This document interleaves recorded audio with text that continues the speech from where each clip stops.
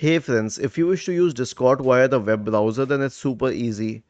All you need to do is go to discord.com and hit enter.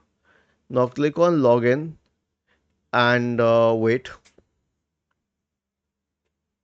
You can log in with your ID here, okay?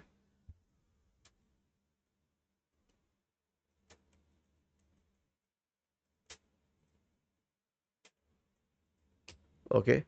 This is how you can log in using your web browser. Okay, wait. It's a new location detected. Check your email. They will check that.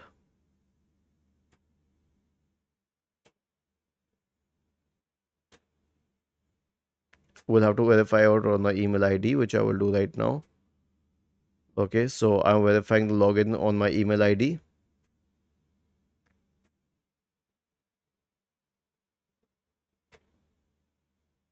Okay, now maybe I will be able to log in. So this is how you can log into Discord on your web browser. Was this helpful? If yes, then please subscribe to the channel. If not, then let us know in the comment section of the video on how we could help you further. Thank you for watching this video and have a nice day.